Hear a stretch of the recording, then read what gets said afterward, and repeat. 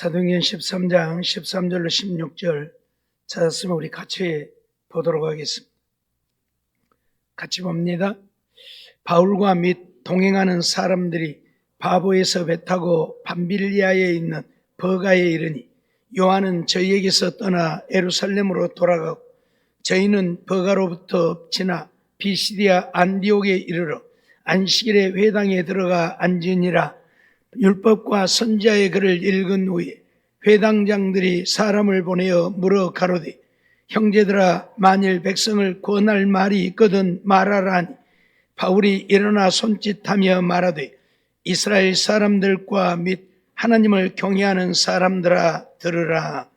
아멘.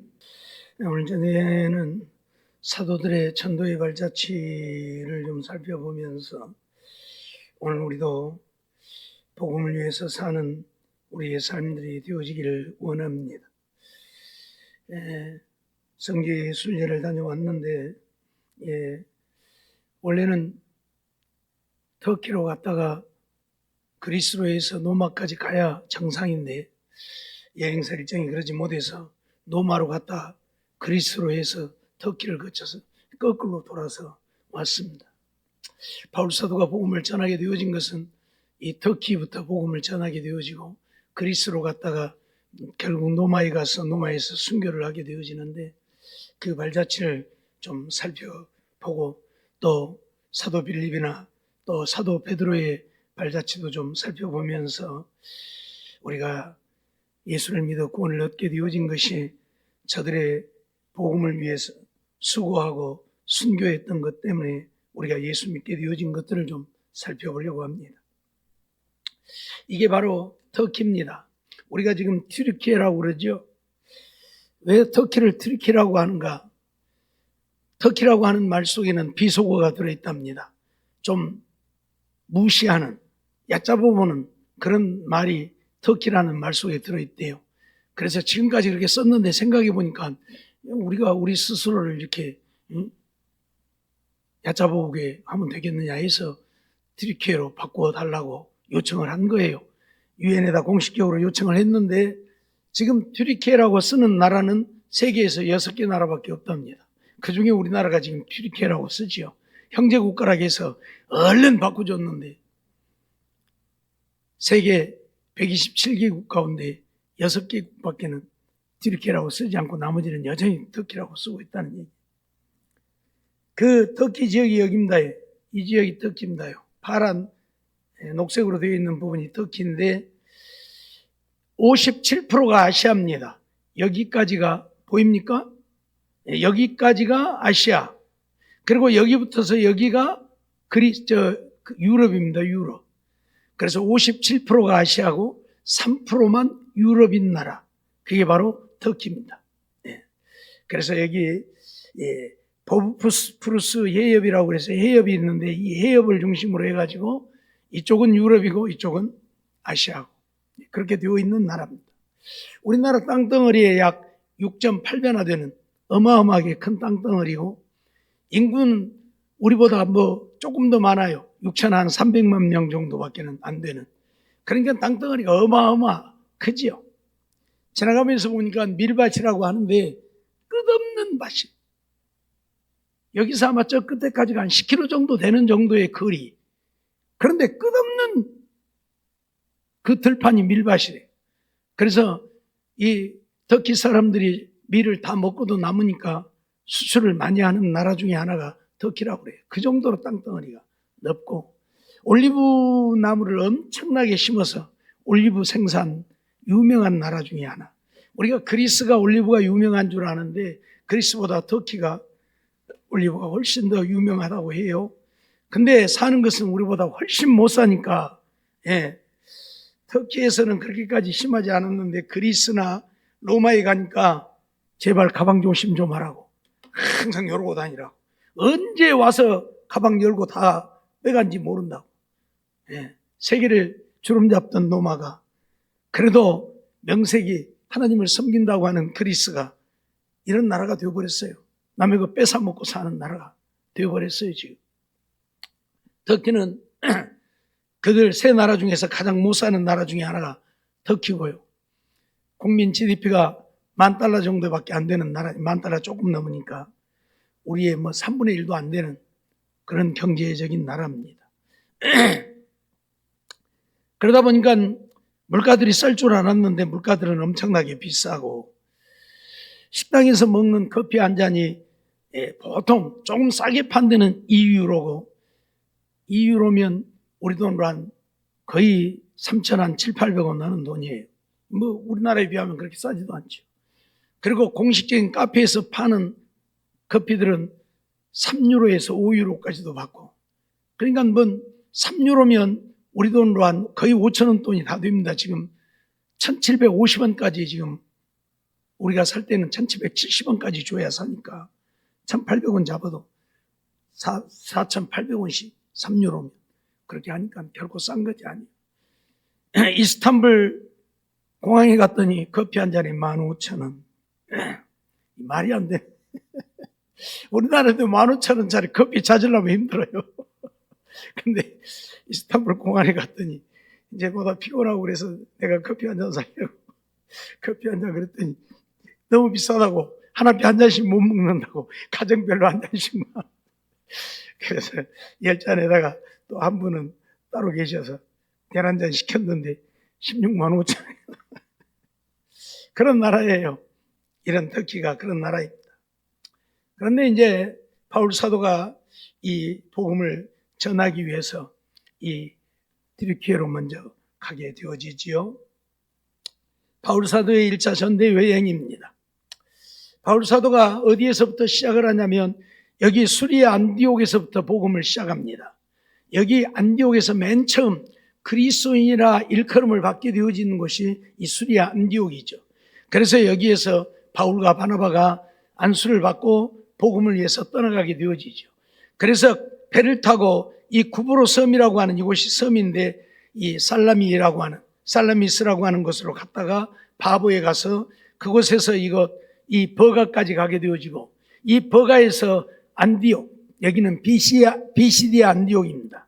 여기는 수리아 안디옥이고 여기는 비시디아 안디옥, 이곳에 가서 복음을 전하게 되어지고, 그리고 이고니온까지 가게 되어지고 루스드라까지 가게 되어지고 거기서 더베까지 가게 되어지죠. 그리고 이 더베에서 더 이상 복음을 전할 수 없게 되어져서 다시 루스드라로 이고니온, 안디옥, 버가 여리에서 배 타고 다시 여기 아탈리아라고 하는 이곳에서, 이제 버가하고 가까운 곳인데 이곳에서 배를 타고 바로 수리아 안디옥으로 귀가를 하게 되어지는 과정이 바울 사도의 1차 전도 여행입니다. 먼저 안디옥에서 바울과 바나바가 안수를 받고 떠나게 되어지지요. 안디옥 교회에 선지자들과 교사들이 있었는데 주를 섬겨 금식할 때에 성령께서 바나바와 사울을 따로 세우라 명을 하시지요. 그래서 금식하며 기도하고 두 사람에게 안수하여 보내게 되어집니다. 사도행전 13장 2절로 3절 말씀을 보면 그 내용이 나오죠. 주를 섬겨 금식할 때에 성령이 가라사대 내가 불러 시키는 일을 위하여 바나바와 사울을 따로 세우라 하시니 이에 금식하고 기도하고 두 사람에게 안수하여 보내니라. 그래서 그들이 이제 이 수리아 안디옥에서 복음을 위해서 떠나가게 되어집니다. 그리고 이제 그들이 도착한 것이 구브로 섬 살람이라고 하는 곳입니다. 지금 이 키프로스라고 하는 그 도시인데 그 살라미스에서 복음을 전하게 되어지지요. 바울과 바나바는 실루기아에 내려가서 이 구브로 섬에 도착하는데 이 구브로는 바나바의 고향입니다. 그래서 바울과 바나바가 지금 같이 떠나가게 되어지고 이 구브로에 도착해서 살라미 유대인 회당에서 복음을 전하게 되어집니다. 그때 거기에 누가 있었느냐면 마가 요한이, 이 마가 요한은 바나바의 조카이지요. 나중에 마가 요한이 떠나가게 됩니다. 그리고 다음에 바울과 바나바가 또 전도 여행을 떠나면서 바나바가 자기 조카이니까 마가를 데리고 가자고 하지요. 바울은 안 된다고 합니다. 우리와 같이 복음을 전하다가 떠나간 자를 복음에 참여시킬 수 없다고 해서 그래서 대판 싸움을 해요. 바울과 바나바. 그래서 바울과 바나바가 헤어지죠. 이런 일들까지 벌어지죠. 그 바나바입니다. 마가 요한이죠. 이가 수종자가 되어지는 그러한 모습을 이제 보게 되어지지요. 사도행전 13장 4절로 5절 보면 두 사람이 성령의 보내심을 받아 실루기아에 내려가 거기서 배 타고 구브로에 가서 살라미에 이르러 하나님의 말씀을 유대인의 여러 회당에서 전할세 요한을 수종자로 두었더라. 그렇게 말씀을 하고 있지요. 그리고 이제 그곳에서 바보로 떠나가게 되어집니다. 이 키프로스의 파포스라고 하는 곳인데 거기에 가서 복음을 전하게 되어지지요. 바보에서 바울과 바나바는 총독 서기오 바울과 함께 있는 유대인의 거짓 선지자인 바 예수를 만나게 됩니다.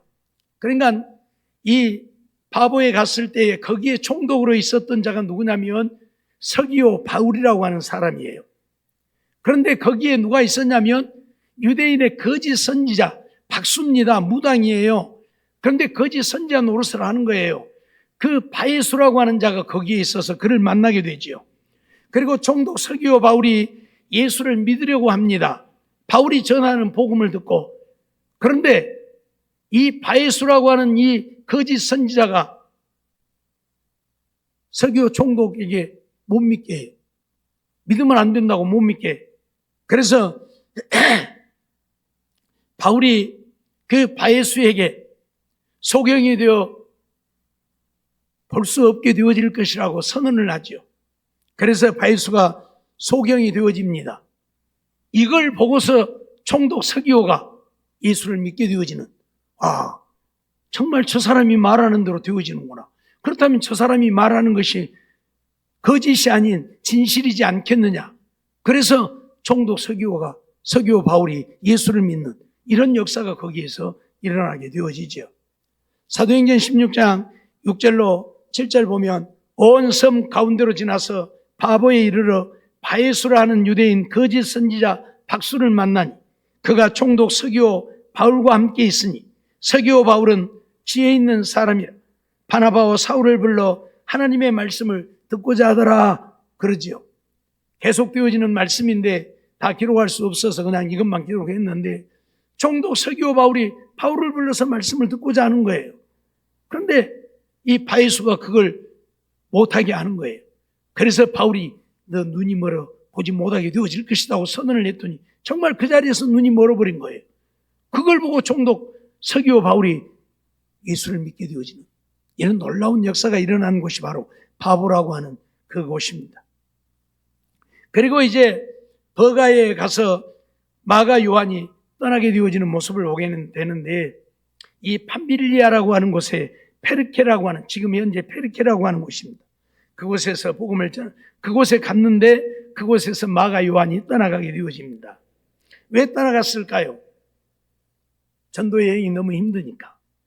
지금 구브로 섬까지 배 타고 갔고 거기에서 또 배를 타고 지금 바보에 갔잖아요. 그 배 타고 다니는 여정이 결코 쉬운 여정이 아니니까 힘든 거예요. 그래서 이들 따라다니다가는 나 죽겠구나 싶어서 요한이 떠나가는 거예요. 바울과 바나바가 버가에 도착했으나 여기서 복음을 전했다고 하는 기록은 없습니다. 그리고 마가 요한이 그들을 떠나 예루살렘으로 돌아가게 되어지지요. 사도행전 13장 13절 보면 바울과 및 동행하는 사람들이 바보에서 배 타고 밤빌리아에 있는 버가에 이르니 요한은 저희에게서 떠나 예루살렘으로 돌아가고 라고 하는 기록만 있습니다. 그리고 이제 비시디아 안디옥 아라바트라고 하는 곳입니다. 지금 여기에 이르러서 복음을 전하게 되어지지요. 바울과 바나바는 비시디아 안디옥에 이르러 안식일에 회당에서 복음을 전했습니다. 유대인들이 있는 곳이면 어디든지 회당이 있습니다. 그들이 모여서 안식일에 하나님을 경배하는 회당들이 있어요. 그러니까 안식일에 회당에 가면 항상 사람들이 많이 있죠. 그래서 바울과 바나바가 이 안디옥에 가서도 회당을 찾아가게 되어진 것이지요. 그것도 안식일에. 그리고 바울은 하나님이 이스라엘 백성들을 애굽 땅에서 인도하사 가나안 땅을 주셨고 다윗을 왕으로 세우시고 내 뜻을 다 이루게 하리라 하신 대로 이스라엘을 위하여 구주를 세우셨으니 곧 예수라고 복음을 전하게 되어집니다. 여기서부터서 사도행전 14장이 끝날 때까지 바울은 이스라엘 백성들이 어떻게 해서 지금 살고 있는가를 가르치는 거예요. 그래서 애굽에서 너희가 종노릇 할 때에 하나님이 너희를 애굽에서 이끌어내어서 너희를 가나안 땅에 들여보내고 다윗을 왕으로 세우시고 다윗을 향하여 내 마음이 합한 자라 하고 내 뜻을 다 이루게 하리라 하셨는데, 그 다윗의 가문에서 우리를 구원할 메시아 예수가 탄생하게 되어졌다고 지금 전도를 하는 거예요. 요한이 회개의 세례를 전파하면서 나는 그리스도가 아니라 내 뒤에 오시는 이가 있으니 나는 그의 발에 신풀기도 감당하지 못하리라 했다고 지금 이야기를 하는 겁니다. 그러면서 예루살렘에 사는 자들과 저희 관원들이 이 예수와 선지자들의 말을 알지 못해서 예수를 정죄하고 죽을 죄를 찾지도 못하였으나 빌라도에게 죽여달라 하여 십자가에 못 박아 죽게 했다고 바울이 지금 유대인 회당에서 유대인들을 향해서 지금 복음을 전하는 거예요. 지금까지 되어진 일들을. 그리고 하나님이 죽은 자 가운데서 저를 살리셨고 갈릴리로부터서 예루살렘에 올라간 사람들에게 여러 날 보이셨으니 40일 동안 보이셨죠. 저희가 그의 증인이라 선언을 합니다. 예수 그리스도의 부활을 목격했던 사람들이 증인이라고. 그러면서 너희가 알 것은 이 사람을 힘입어 죄사함을 너희에게 전하는 것이다. 우리가 너희에게 온 것은 이 예수, 하나님이 죽은 자 가운데서 살리신 이 예수를 본 자들이고 그 예수를 본 증인들이 지금 예수를 증거하고 있는 것이라 그런 얘기예요. 그러면서 모세의 율법으로 의롭다 하심을 얻지 못하던 모든 일에도 이 사람을 힘입어 믿는 자마다 의롭다 하심을 얻는 것이니라 하고 전하지요. 사도들이 나가자 사람들이 다음 안식일에도 이 말씀을 전하여 달라고 요청을 하게 됩니다. 이제 안식일에 회당에 가서 이렇게 복음을 전하고 나가니까 유대인들이, 거기에 있는 사람들이 다음 안식일에도 와서 또 이 말씀을 좀 전해달라 얘기를 해요. 그 이유가 뭐냐면 지금 그 회당에 모인 사람들만 들었잖아요. 근데 거기 회당에 모이지 않은 수많은 사람들이 있죠. 그래서 그들도 듣게 하려고 다음 안식일에도 와서 이 말을 전해달라고 요청을 합니다. 유대인과 유대교회에 입교한 경건한 사람들, 유대교회에 입교했다고 하는 것은 이방인들인데 유대교인이 되어진 사람들이지요. 이들이 믿게 되는 역사가 나타나게 되어지지요. 그리고 그 다음 안식일에는 온 성에 거하는 자들이 하나님의 말씀을 듣고자 하여 거기에 전부 모이게 되어집니다. 그래서 유대인들이 그 무리를 보고는 시기가 가득하게 일어난 겁니다. 아니, 자기들이 말씀을 전할 때는 온 성의 사람들이 이렇게 모인 적이 없는데 바울이 와서 복음을 전하니까 또 와서 전해달라고 하고 온 성 사람들을 모아놓고 복음을 전하니까 시기가 난 거예요. 한마디로 말하면 자기들보다 바울이 더 뛰어나다는 얘기 아닙니까? 자기들이 회당에서 아무리 말씀을 전해도 온 성 사람들이 모인 적이 없는데 바울이 와서 복음을 전하니까 온 성 사람들이 모였어요. 그러니까 시기가 나가지고 시기가 가득해서 바울의 말을 반박하고 비방을 하게 되어지는 이런 일들이 일어나게 되죠. 그래서 바울과 바나바는 너희가 영생 얻음에 합당치 않은 자로 자처하기로 우리가 이방인에게로 향하노라 선언을 하게 됩니다. 유대인들이 비방을 하는 것을 보면서 너희가 복음을 받아들일 마음이 없구나. 그렇다면 이제 우리는 이방인에게로 간다. 유대인이 너희들에게 복음을 전해도 너희들이 받지 아니하고 이방인이 유대인 되어진 자들은 다 믿어 구원을 얻는데 너희는 우리를 비방하니 이제 우리는 이방인에게로 가서 복음을 전하겠다고 선언을 하는 것이죠. 그러나 이방인들은 하나님 말씀을 찬송하며 영생 주시기로 작정된 자는 다 믿는 역사가 일어납니다. 그로 인해 주님의 말씀이 그 지방에 두루 퍼지게 되어지죠. 이방인들이 가서 이제 막 전할 것 아닙니까? 자기들이 믿으니까. 그래서 두루 퍼지게 되어지고 유대인들이 경건한 귀부인들 또 성내에 유력한 자들을 선동해가지고 이 사도들을 거기서 쫓아내게 되어집니다. 저것들을 놔두면 큰일 나겠다. 그래서 그 귀부인들, 경건한 귀부인들, 또 그 성내에 아주 유력한 그런 사람들을 선동해가지고 우리 저것들 쫓아내야지, 그렇지 않으면 큰일 난다. 그래서 쫓아내는 이런 일들이 있게 되어지는 것을 보게 되어지죠. 사도행전 13장 14절 16절 보면 저희는 버가로부터 지나 비시디아 안디옥에 이르러 안식일에 회당에 들어가 앉으니라. 율법과 선지자의 글을 읽은 후에 회당장들이 사람을 보내어 물어 가로되 형제들아, 만일 백성을 구원할 말이 있거든 말하라니. 바울이 일어나 손짓하며 말하되 이스라엘 사람들과 및 하나님을 경외하는 사람들아 들으라 하면서 제가 지금까지 얘기했던 그 내용들을 그들에게 전하게 되어집니다. 그러니까 안식일에 회당에 들어가서 앉았는데 율법과 선지자의 글을 읽은 다음에 회당장이 이제 거기 온 새로운 사람들 아닙니까? 바울과 실라가. 그러니까 야, 너희들 뭐 할 말 있어서 온 거 아니냐? 할 말 있으면 해봐라고 얘기를 한 거예요. 그래서 바울이 일어나 손짓하면서 이스라엘 사람들과 하나님을 경외하는 사람들아 들으라면서 복음을 전하게 되어진 것이지요. 하나님이 그들을 애굽에서 이끌어내어 가나안 땅에 들이시고 다윗을 세우시고 다윗의 후손에서 구주가 날 것이라고 선언하시는데 곧 예수라고. 그 예수가 누구냐면 세례 요한이 세례를 베풀면서 나는 그의 신들매를 감당할 수도 없다고 얘기했던 자라고, 그가 바로 우리를 죄에서 구원할 구주라고 전하게 되어진 것입니다. 그래서 많은 유대인들이 그리고 이방인들이 유대인 되어진 자들이 믿게 되어지는데 그들은 어떤 면에서 보면 별 볼 일 없는 그런 사람들이죠. 그러나 유대인들 가운데 유력한 자들, 회당장을 비롯해서 거기에서 꽤나 권세를 부리고 있는 자들은 믿지 아니하지요. 왜? 예수를 믿게 되면 자기들이 불리해지니까, 자기들의 권세를 내려놓아야 될 테니까. 그래서 믿지 않게 되어지는 그런 모습을 보게 되는데, 이제 오늘 우리가 기억해야 될 것은 바울이 비시디아 안디옥까지 가는 과정이 결코 쉽지 않았다는 이야기죠. 버가에서부터 비시디아 안디옥을 가려고 하면 이 어마어마한 산맥을 넘어서 이 강을 건너서 가야 합니다. 이 산맥이 에르지에스 산맥이라고 하는 것인데, 이 에르지에스 산맥 높은 봉우리는 3,917m나 됩니다. 그런 산맥을 넘어서 이 강을, 이 사즈르 호수라고 하는데 이 강을 건너서 비시디아 안디옥에 가게 되어지는 거예요. 이 터키에 있는 에르지에스 설산인데 지금도 이렇게 눈이 쌓여 있습니다. 이게 만년설은 아니고 이제 한여름에 더우면 눈이 다 녹기도 한다는데 1년에 거의 대부분이 이렇게 눈이 쌓여 있는 설산이라고 그래요.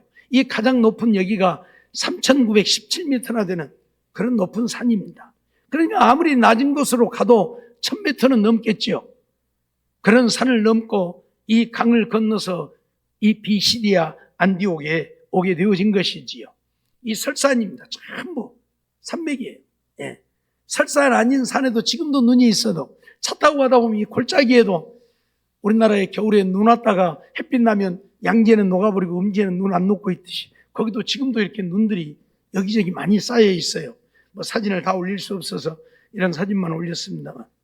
그리고 이제 비시디아 안디옥을 들어가게 되는데 비시디아 안디옥에 이게 뭐냐면 수로관입니다. 수로관. 이렇게 전부 물을 끌어오기 위해서 관을 만들었는데 이게 전부 이 수로관 연결했던 그런 관들이에요. 그리고 여기가 이제 바울 기념교회입니다. 굉장히 큰 교회인데 바울이 거기 와서 복음을 전했기에 그 사람들이 바울을 기념해서 거기다 교회를 세운 곳이지요. 이 전체가 지금 교회입니다. 이게 전체가 상당히 큰 교회지요. 그래서 비시디아 안디옥에 바울 기념교회를 이렇게 세워놓은 것을 보게 되어지죠. 그리고 지 맘대로 말을 안 듣냐? 왜 자꾸 넘어가냐?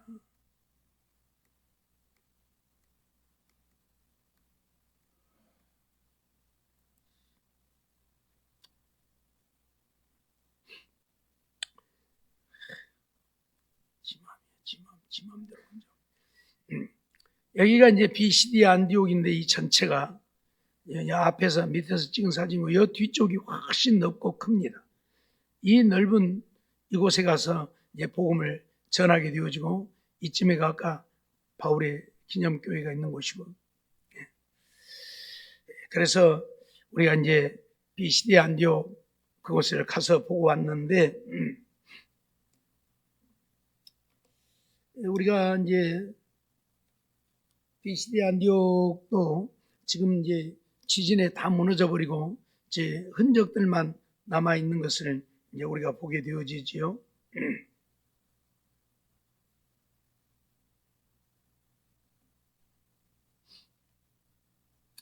그리고 이제 거기에서 이제 우리가 갑바도기아라고 그곳을 이제 갔었는데, 갑바도기아라고 하는 곳은 어떤 곳이냐면 이제 주로 수도원인데, 옛날에 이제 수도사들이 이 박해를 피해서 이제 숨어 들어가서 그곳에 굴을 파고 이제 그곳에서 생활했던 그런 곳입니다. 왜 또 안 넘어가냐? 넘어가야지. 말을 안 듣냐? 사진을 이건 좀 멀리서 찍은 것들이고요. 사진이 크게 안 나오네.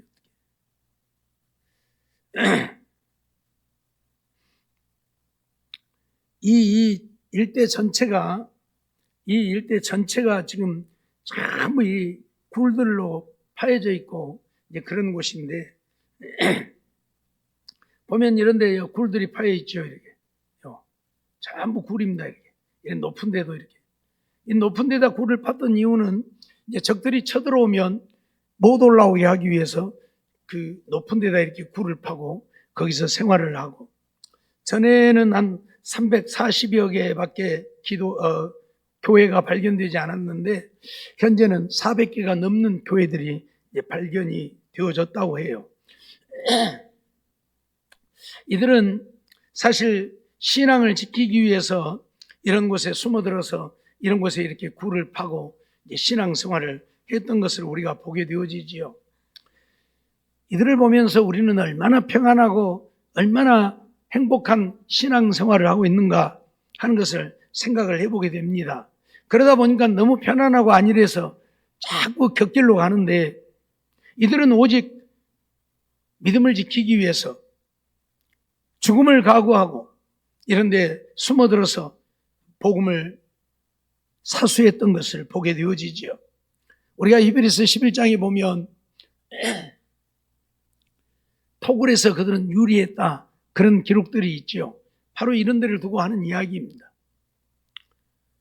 이런 데가 숨어 들어가 가지고 전부 이런 귀한 괴석들이요, 참 멋있기도 해요.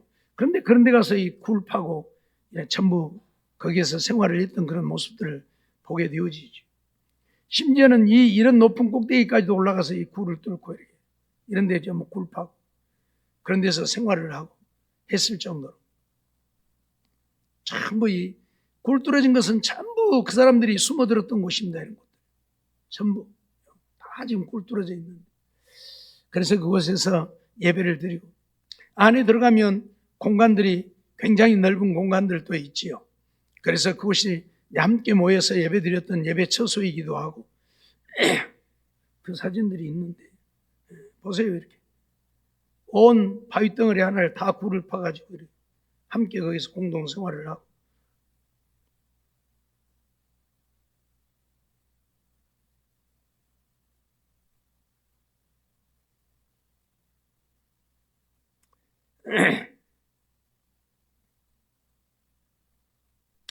이런 데는 지금 철문으로 못 들어가게 막아놨는데, 그냥 들어가면 좀 위험성이 있어서 못 들어가게 막아놓은 곳도 있고요. 이렇게 전부 굴들을 파고 거기서 생활을 했고요. 그 안에 들어가면 이제 교회 안에는 이런 벽화들이 그려져 있는 그런 곳들이 있습니다. 안에는 사진을 못 찍게 해서, 왜냐하면 사진을 찍다 보면 꼭 안 그래야 되는데 사람들이 꼭 후레쉬를 터뜨리는 경우가 있어요. 그러면 후레쉬 불에 의해서 이 그림들이 다 퇴색돼 버리고 변질되고 없어져 버립니다. 그래서 일체 사진을 못 찍게 하고 그 앞에 이제 그 간판에다 이렇게 사진 찍어서 해놓은 것을 찍어 놓은 것인데, 이런 그림들을 전부 안에다 그려놨어요. 그것은 이 예수 그리스도로부터서 이 바울 사도 또는 이 사도들의 이 사진도 있고 그림도 있고, 거기 와서 그 복음을 전했던 수도사들, 이런 사람들의 사진들이 대부분이에요. 그들을 잊지 않기 위해서 그 교회 내부의 벽에다가 이런 그림들을 그려놓고 그것을 보면서 저들이 우리에게 복음을 전해 주어서 우리가 이렇게 하나님을 믿고 구원을 얻게 되어졌다고, 그들을 잊지 않기 위해서 그런 안에다가 예수님 사진부터 시작해서 복음을 전한 사도들이나 또 수도사들의 이런 그림들을 전부 그렇게 그려놓고 안 잊으려고, 그것을 섬기고 숭배하려고 하는 것이 아니라 잊지 않으려고 그렇게 했던 것을 이제 보게 되어지지요. 큰 이런 이런 곳이 바로 이제 교회인데, 여기는 어둠 교회라고 이제 되어 있는데 안에 내부가 상당히 캄캄하고 어두워서 어둠 교회라고 해놓은 것 같아요. 어떻든 이처럼 사도들에게 복음을 듣고 예수를 믿는 그들이 유대인들의 핍박을 받게 되죠. 앞에서 말씀드렸던 것처럼 유대인들은 예수 믿는 것을 거부하는 자들이고 예수를 믿지 못하게 하고, 바울이나 바나바가 복음을 전할 때에도 복음을 전하지 못하게 하려고 그들을 내쫓고, 다른 곳에 가서 복음을 전하면 그곳까지 쫓아가서 복음을 전하지 못하게 하고 했던 자들이 바로 유대인들입니다. 그러니 예수를 믿는 자들을 내버려 둘 수가 없겠죠. 그래서 예수를 못 믿게 하는 거예요. 그래서 그들은 신앙의 자유를 얻기 위해서 이렇게 산속에 들어가서 굴을 파고 그곳에서 생활을 하면서라도 믿음을 지키고자 했고, 그래서 믿음을 포기하지 않았던 것을 보게 되어집니다. 오늘 우리도 정말 이러한 것들을 보면서 우리는 과연 예수 믿지 말라고 죽인다고 하면 산속에 들어가서 굴 파고 살면서라도 믿음을 지킬 수 있을 것인지 한 번쯤은 생각을 해보게 됩니다. 굴 파고 산속에 들어가서 안 살아도 조금만 어쩌면 교회 안 다니겠다 하고 예수 안 믿으려고 하는데, 우리가 예수를 믿어 구원을 얻게 되어지는 것은 세상에 그 어떤 것보다 귀한 것이고 값진 것이죠. 온 천하를 잃어버려도 우리는 믿음만큼은 잃어버리지 않아요. 그래서 이브리서 기자가 기록하는 대로 돌에 맞아 죽고 톱으로 켜서 죽임을 당하고 칼에 찔려 죽임을 당해도 그들은 믿음을 포기하지 않았음을 우리에게 증거하고 있는데, 오늘 우리도 그런 믿음을 가질 수 있는 우리가 되어졌으면 하고 말씀을 드립니다.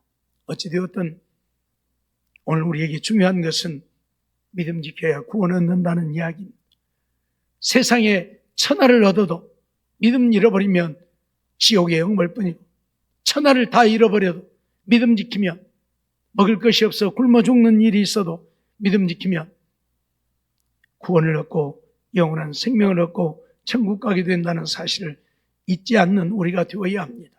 세상이 살만하니까 너무 세상적이고 육신적인 것에만 치우치고 마음을 빼앗기는데, 그것은 우리 믿음의 사람들에게 결코 유익이 되지 않습니다.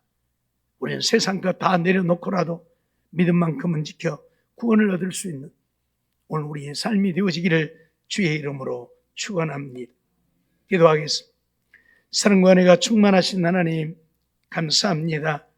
오늘도 저희들을 사랑해 주시고 은혜 베푸시고 인도하시고 이 밤도 주님 앞에 나와 예배드리며 사도들이 복음을 전한 발자취를 살펴보고 그 복음을 전해 들었던 자들이 어떻게 신앙을 지키며 살았는가를 살펴보게 하심을 감사합니다. 우리도 이 땅에 사는 날 동안 어떤 경우에도 믿음 잃지 않고 죽을 때 죽을지라도 믿음 지켜 사는 우리가 되어서 하나님의 거룩한 뜻을 이루고 하나님의 영광 나타내고 사는 우리들 되게 주시옵소서. 믿습니다. 정말 세상 것, 육신의 것이 아닌 믿음을 지키기 위해서 힘쓰고 애쓰며 믿음을 더욱 굳세게 하기 위해 더 열심히 하나님을 찾고 하나님을 사랑하고 섬기며 믿음으로 사는 우리 모두가 되어서 한 사람도 주님 앞에 서는 그날에 악하고 게으른 종이라 책망받는 자 없고 착하고 충성된 종이라 인정받아 구원 얻는 우리 모두가 되게 주시옵소서 믿사옵고 예수님의 이름으로 감사하며 기도하옵나이다. 아멘.